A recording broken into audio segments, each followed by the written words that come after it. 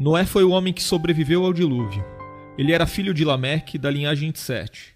O nome Noé no hebraico provavelmente significa repouso, descanso ou conforto. Acredita-se que seu nome venha de uma raiz que significa descansar e está associado a um verbo que é traduzido em Gênesis capítulo 5, versículo 29, como consolará. Seja como for, na ocasião de seu nascimento, seu pai o chamou Noé porque ele iria confortar a humanidade em relação à terra que Deus havia amaldiçoado. Noé desfrutava de uma comunhão muito grande com Deus. Ele tinha um caráter justo e íntegro, totalmente diferente do restante da população de sua época, que estava completamente entregue à imoralidade. Noé também é descrito nas Escrituras como um homem de fé, devoto e obediente ao Senhor. Conforme Gênesis capítulo 6, versículo 9, Noé andava com Deus. Embora exista alguma discussão sobre o cálculo da idade de Noé, a interpretação mais aceita é aquela encontrada explicitamente na Bíblia. Com 500 anos de idade, Noé teve seu primeiro filho. Quando ele tinha 600 anos, veio o dilúvio sobre a terra. Após o dilúvio, ele viveu mais 350 anos, totalizando assim 950 anos de idade. Foi por volta de seus 480 anos que Noé recebeu de Deus a ordem para construir a arca.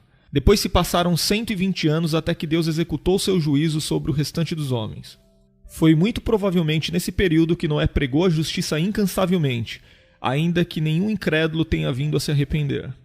A Bíblia diz que Noé achou graça aos olhos do Senhor. Foram suas qualificações espirituais que fizeram diferença em meio a uma civilização corrompida. As pessoas de seu tempo praticavam todas as variedades de crimes. Elas desobedeciam a Deus com toda a naturalidade.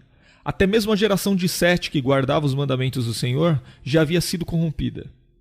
A sociedade da época de Noé já era suficientemente desenvolvida para que a notícia de seus feitos na construção da arca e sua pregação de arrependimento fossem divulgadas por toda a terra. Mas mesmo diante de todos os avisos do juízo de Deus sobre os ímpios, Noé foi ridicularizado e sua mensagem desprezada.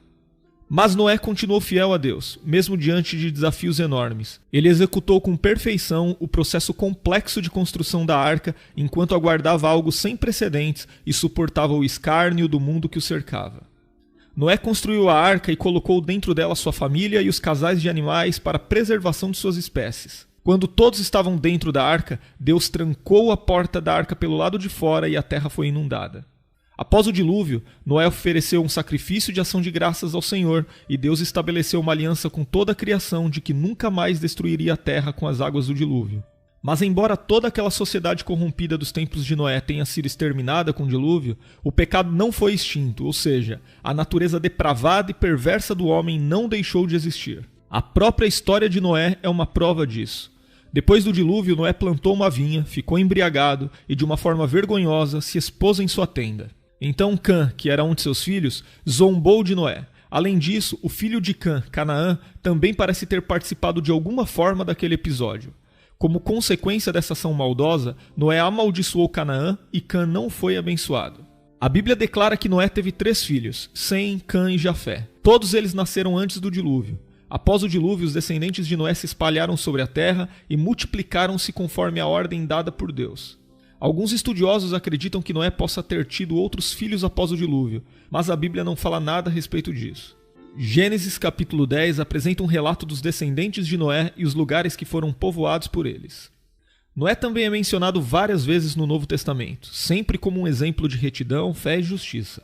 O próprio Senhor Jesus fez referência a Noé comparando os dias que antecederam o dilúvio e a civilização perversa daquela época com os dias finais da presente era. O apóstolo Pedro também escreve sobre Noé chamando-o de pregador da justiça. Mas foi o escritor de Hebreus que falou de forma mais objetiva sobre o caráter de Noé, colocando-o na galeria dos heróis da fé.